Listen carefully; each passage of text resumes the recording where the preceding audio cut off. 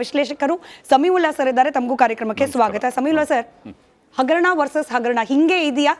ಈಗ ಕಾಂಗ್ರೆಸ್ನವರು ನಡೆಸಿದ ಪತ್ರಿಕಾಗೋಷ್ಠಿ, ಇಲ್ಲಿ ನಾವು ಆತ್ಮಸಾಕ್ಷಿ ಹುಡ್ಕಕ್ಕಾಗತ್ತಾ ಸರ್? ನೈತಿಕತೆಯ ಆತ್ಮಸಾಕ್ಷಿ ಅನ್ನೋದು ಅದು ವ್ಯಕ್ತಿಗತವಾಗಿ ಅವರವರಿಗೆ ಬಿಟ್ಟು ವಿಚಾರ. ಮತ್ತು ನನಗೆ ಆತ್ಮಸಾಕ್ಷಿ ಅಂತ ಇದೆ ಅಂತ ಅಂದ್ಕೊಳ್ಳೋರು ಆ ಆತ್ಮಸಾಕ್ಷಿಗೆ ಅನುಗುಣವಾಗಿ ವರ್ತಿಸ್ಬೇಕಾಗತ್ತೆ. ಬಟ್ ಇಲ್ಲಿ ಮೂರೂ ಪಕ್ಷಗಳ ಹಗರಣಗಳು ಸಾರ್ವಜನಿಕ ವೇದಿಕೆಯಲ್ಲಿ ದೊಡ್ಡ ಪ್ರಮಾಣದಲ್ಲಿ ಚರ್ಚೆ ಆಗ್ತಿರೋದ್ರಿಂದ ಯಾರಿಗೆ ಆತ್ಮಸಾಕ್ಷಿ ಇದೆ ಮತ್ತು ಯಾರಿಗೆ ನೈತಿಕತೆ ಇದೆ ಅನ್ನೋದನ್ನ ಸಾರ್ವಜನಿಕರು ಚರ್ಚೆ ಮಾಡಬೇಕು.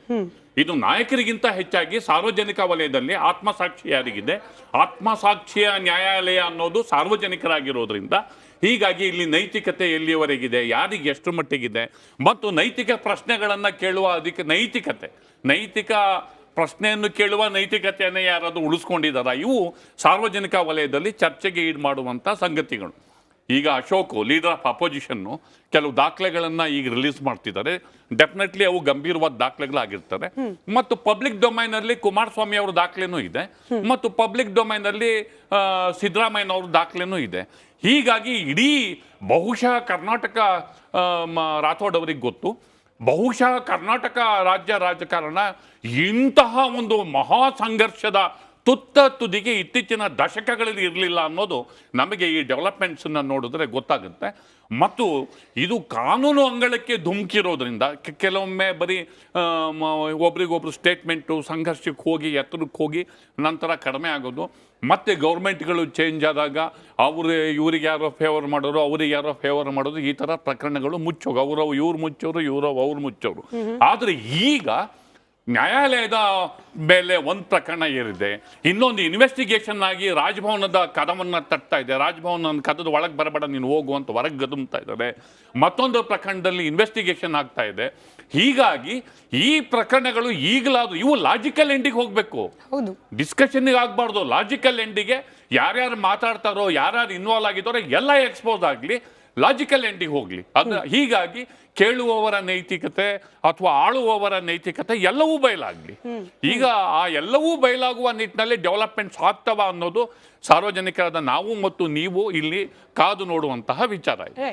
ರಾಥೋಡ್ ಸರ್, ಟೆಕ್ನಿಕಲ್ ಡೀಟೇಲ್ಸ್ಗೆ ಹೋಗೋಕ್ ಮುಂಚೆ ಸಾಮಾನ್ಯ ಜನರಲ್ಲಿ ಹೊಳೆಯುವಂತಹ ಪ್ರಶ್ನೆ ಒಂದು, ಈಗ ನೋಡಿ ಇಷ್ಟು ವರ್ಷಗಳು ಬೇಕಾಯ್ತಾ ಆರ್ ಅಶೋಕ್ ಅವರಲ್ಲಿ ಇಂಥದ್ದೊಂದು ಹಗರಣದ ಆರೋಪ ಅವರು ಸುತ್ತಕೊಂಡಿದೆ ಅನ್ನೋದನ್ನ ಕಾಂಗ್ರೆಸ್ನವರಿಗೆ ಬಹಿರಂಗವಾಗಿ ಮಾತನಾಡ್ಲಿಕ್ಕೆ, ಈಗ ಮೂಡಾ ವಿಚಾರ ಕುತ್ತಿಗೆಗೆ ಬಂದಾಗ ಮಾತನಾಡ್ತಿದ್ದಾರಲ್ಲ, ಅಲ್ಲಿಗೆ ಅವ್ರ ತಪ್ಪನ್ನು ಮುಚ್ಕೊಳ್ಳೋಕೆ ಇನ್ನೊಂದು ತಪ್ಪನ್ನು ಎಕ್ಸ್ಪೋಸ್ ಮಾಡ್ತಿದ್ದಾರೆ. ಜನ ಹಿಂಗೆ ಮಾತನಾಡೋಲ್ಲ ಅಂತ ನೋಡಿ. ಈಗ ಏನು ದಾಖಲೆಗಳು ನಮ್ಮ ಮಂತ್ರಿಗಳು ಬಿಡುಗಡೆ ಮಾಡ್ತಾ ಇದ್ದಾರೆ, ಆರ್ ಅಶೋಕ್ ವಿರೋಧ ಪಕ್ಷದ ನಾಯಕರ ಮೇಲೆ ಏನು ಅವರು ಹೇಳ್ತಾ ಇದ್ದಾರೆ, ಅದು ಸಂಪೂರ್ಣವಾಗಿ ಈಗಾಗಲೇ ಪತ್ರಿಕಾಗೋಷ್ಠಿ ಮಾಡ್ತಾ ಇದ್ದಾರೆ. ಅದು ಏನು ಹೇಳ್ತಾರೆ ನೋಡೋಣ, ಏನು ದಾಖಲೆಗಳು ಬಿಡುಗಡೆ ಮಾಡ್ತಾರೆ ನೋಡೋಣ. ಆದರೆ ಇದು ತಾವು ಏನು ಹೇಳ್ತಾ ಇದ್ದೀರಿ, ಸಮೀವುಲ್ಲಾ ಅವರು ಹೇಳಿದ್ದಾರೆ ಹಗರಣ, ನಮ್ಮ ಹಗರಣ, ಅವ್ರ ಹಗರಣ ಇಲ್ಲ, ಈ ಹಗರಣದ ಸುರುಮಾಲೆ ಇವತ್ತು ನಾವು ನೋಡ್ತಾ ಇದ್ದೀವಿ. ಆದರೆ ನೀವು ನೋಡಬೇಕು, ನಮ್ಮ ಸರ್ಕಾರ, ಕಾಂಗ್ರೆಸ್ ಸರ್ಕಾರ ಬಂದ ಮೇಲೆ ನಮ್ಮ ಮುಖ್ಯಮಂತ್ರಿಗಳ ಮೇಲೆ ಒಂದು ಆರೋಪ ಮಾಡಿದ್ದಾರೆ. ಕೆಲವರು ಪ್ರೈವೇಟ್ ಕಂಪ್ಲೇಂಟ್ ಕೊಟ್ಟರು, ರಾಜ್ಯಪಾಲರು ಅದಕ್ಕೆ ತನಿಖೆ ಆಗಬೇಕು ಅಂತ ಹೇಳಿದ್ರು. ಆ ತನಿಖೆ ಮುಂದುವರಿತಾ ಇದೆ.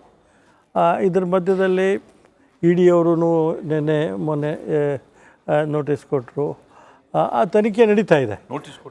ನೋಟಿಸ್ ಕೊಟ್ಟಿದ್ದಾರೆ ಅಂತ ಸ್ನೇಹಮಯಿ ಕೃಷ್ಣ ಅವರಿಗೆ ಮಾತ್ರ ಹೋಗಿದೆ, ಇವ್ರಿಗೇನು ಬಂದಿಲ್ಲ.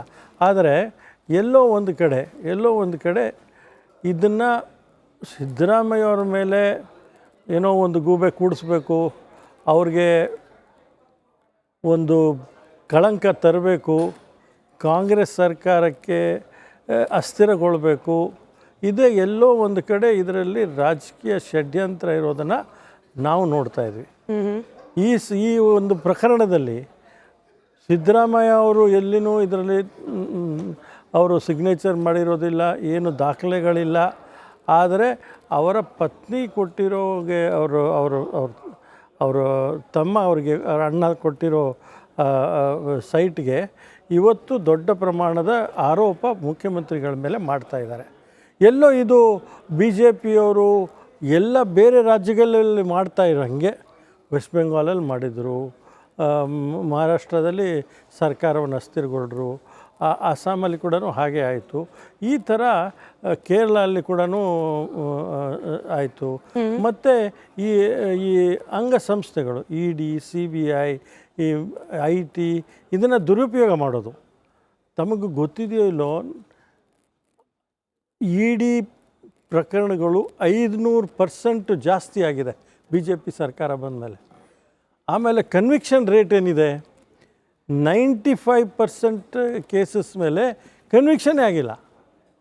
ಅಂದರೆ ವಿರೋಧ ಪಕ್ಷದ ನಾಯಕರುಗಳ ಮೇಲೆ ಇಂಥ ಆರೋಪಗಳನ್ನು ಮಾಡೋದು BJPಯ ಸರ್ಕಾರ ಮಾಡ್ತಾ ಇದೆ ಅಂತ. ಬಟ್ ಅಂಥ ಸಂದರ್ಭಗಳನ್ನ ಸೃಷ್ಟಿ ಮಾಡ್ಕೊಳ್ದಲೆ ಉಳಿದು ಬಿಟ್ರೆ ಶುದ್ಧಾಸ್ತರಾಗಿ ಅವಕಾಶ ಸಿಗುತ್ತೋ ಅನ್ನೋ ಒಂದು ಪ್ರಶ್ನೆ ಕೂಡ ಇದೆ. ನೋಡಿ, ನಾನು ಒಂದು ಹೇಳ್ತೀನಿ. ಇವಾಗ ಈ ಒಂದು ಈಗ ಫಾರ್ ಎಕ್ಸಾಂಪಲ್ ಅಶೋಕ್ ಅವ್ರದ್ದು ಅಂತ ಸಂದರ್ಭ ಇಲ್ಲದೇನೆ ಕಾಂಗ್ರೆಸ್ನವ್ರು ಆರೋಪ ಮಾಡ್ಲಿಕ್ಕೆ ಸಾಧ್ಯವಾ? ಇಲ್ಲ, ಇದು ಏನಾಗಿರ್ಬೋದು ನನ್ನ ಪ್ರಕಾರ, ಯಾವುದೇ ದಾಖಲೆ ನಮಗೆ ಸಿಕ್ಕಾಗ, ಈಗ ಮುಖ್ಯಮಂತ್ರಿಯವರು ಯಾವುದೇ ಥರವಾದ ಅವರದು ಇನ್ವಾಲ್ವ್ಮೆಂಟು ಈ ಒಂದು ಪ್ರಕರಣದಲ್ಲಿ ಇಲ್ಲ. ಅವರ ಮಿಸ್ಸಸ್ಸು, ಅವರ ತಮ್ಮ ಕೊಟ್ಟಿರೋ ಇದರಲ್ಲಿ ಇವರು ದುರುಪಯೋಗ ಮಾಡಿದಾರಂತ ನನ್ನ ಪ್ರಕಾರ ಇದು ತಪ್ಪು ಆರೋಪ. BJP ಅವ್ರು ಹೇಳ್ತಾರೆ ಇಲ್ಲ, ಇದು ತಪ್ಪು ಮಾಡೇ ಇದ್ದಾರೆ ಅವರು ಅಂತ ಅವ್ರು ಹೇಳ್ತಾರೆ. ಸಹಜವಾಗಿ ಅವ್ರು ವಿರೋಧ ಪಕ್ಷದಲ್ಲಿದ್ದಾರೆ, ಅವ್ರು ಮಾಡ್ತಾ ಇದ್ದಾರೆ. ಆದರೆ ಸತ್ಯತೆ ಯಾವಾಗ ಗೊತ್ತಾಗೋದು? ಇದು ತನಿಖೆ ಆದಮೇಲೆ ತಾನೇ ಗೊತ್ತಾಗೋದು. ಹೌದು. ಸೊ ತನಿಖೆ ಆಗೋದರಲ್ಲಿ ನಾವು ಈಗಾಗಲೇ ಹೇಳಿದ್ವಿ, ಸಹಕಾರ ಮಾಡ್ತೀವಿ, ಏನು ಕೋರ್ಟ್ ಆದೇಶ ಮಾಡಿದರೆ ನಾವು ಸರ್ಕಾರ ಮಾಡ್ತೀವಿ ಅಂತ ಹೇಳಿದ್ವಿ. ಅದಕ್ಕೂ ಮತ್ತು ಅಶೋಕ್ ಅವ್ರಿಗೇನು ಹೇಳಿ ಪ್ರಕರಣ ಇದೆ, ಅದಕ್ಕೆ ಏನೂ ಸಂಬಂಧ ಇಲ್ಲ. ಇದು ನೋಡಿ, ಆದರೆ ಟೈಮಿಂಗ್ ಪ್ರಶ್ನೆ ಗೋವಿಂದರಾಜು ಸರ್, ಟೈಮಿಂಗ್ ಪ್ರಶ್ನೆ ನೋಡಿ. ಯಾವಾಗ ಮುಖ್ಯಮಂತ್ರಿಗಳ ಮೂಡ ವಿಚಾರ ಸದನದಲ್ಲಿ ಜೋರ್ ಸದ್ದು ಮಾಡ್ಲಿಕ್ಕೆ ನೀವು ಹಾಗೆ ನಿಮ್ಮ ಮಿತ್ರ ಪಕ್ಷಗಳು ಪ್ರಾರಂಭ ಮಾಡ್ತೀರಿ, ಆಗ ಪ್ರೆಸ್ ಮೀಟ್ ಮಾಡ್ತಾರೆ, 21 ಹಗರಣವನ್ನ ಆಚೆ ಇಡ್ತಾರೆ. ಟೈಮಿಂಗ್ ಪ್ರಶ್ನೆ ಮಾಡಬಾರ್ದಾ? ಯಾವಾಗ ಕೋರ್ಟ್ಗಳಲ್ಲಿ ಹಿನ್ನಡೆ ಅಂತಾಗತ್ತೆ ಆಗ ಮುನಿರತ್ನ ಅವರ ಅರೆಸ್ಟು ಇದು ಕೋಇನ್ಸಿಡೆಂಟಲ್ ಇರಬಹುದೇನೋ, ಬಟ್ ಟೈಮಿಂಗ್ ಬಗ್ಗೆ ಆಗ ಪ್ರಶ್ನೆ ಮಾಡ್ಲಿಕ್ಕೆ ಆಗೋದಿಲ್ವಾ? ಈಗ ಇಡಿ ಎಂಟರ್ ಆಗಿದೆ. ಸೇಮ್ ಪ್ರಶ್ನೆ ನಾವು BJP ಅವ್ರ ಮೇಲೆ ಹಾಕ್ಬೋದಾ? ನಾನು ಅವರನ್ನು ಕೇಳ್ತೀನಿ ಗೋವಿಂದರಾಜು ಅವರೇ, ಇದೆಲ್ಲವೂ ಕೂಡ ಕಾಕತಾಳೀಯವಾಗಿ ಆಗ್ತಿರೋದಾ? ಸರ್ಕಾರ ಅಸ್ಥಿರಗೊಳಿಸಬೇಕು, ಈ ಸರ್ಕಾರ ಕೆಟ್ಟ ಹೆಸರು ತರಬೇಕು, ಇದು BJPಯವರು ಉದ್ದೇಶಪೂರ್ವಕವಾಗಿ ಯಾವುದೇ ಕಳಂಕ ಇಲ್ಲದೆ ಹೋದ ಒಬ್ಬ ಪ್ರಾಮಾಣಿಕ ಮುಖ್ಯಮಂತ್ರಿ ಮೇಲೆ ಈ ಸುಳ್ಳು ಆರೋಪವನ್ನು ಮಾಡಿ, ಏನು ಅಂಗಸಂಸ್ಥೆಗಳನ್ನು ದುರುಪಯೋಗ ಮಾಡಿ ಅವರಿಗೆ ಕೆಟ್ಟ ಹೆಸರು ಬರಬೇಕು ಅಂತ ಪ್ರಯತ್ನ ಇವತ್ತು BJP ಸರ್ಕಾರ ಮಾಡ್ತಾ ಇದೆ. ಗೋವಿಂದರಾಜು ಸರ್ ನೋಡಿ, ಪ್ರಕಾಶ್ ಸರ್ ಹೇಳ್ತಾ ಇದ್ರು ಸರ್, ಇದು ಹಗರಣದಲ್ಲಿ ಪಾಲುದಾರಿಕೆ ಇರೋದ್ರಿಂದಲೇ ನಾವು ಆರೋಪ ಮಾಡಿರ್ತಕ್ಕಂಥದ್ದು. ಇವತ್ತು ಸನ್ಮಾನ್ಯ ಸಿದ್ದರಾಮಯ್ಯನವರೇ ಇವತ್ತು ತಪ್ಪಿನ ಹರವಾಗಿ ಇವತ್ತು ಸೈಟನ್ನು ವಾಪಸ್ ಕೊಡುವಂಥ ಕೆಲಸ ಮಾಡಿದ್ದಾರೆ.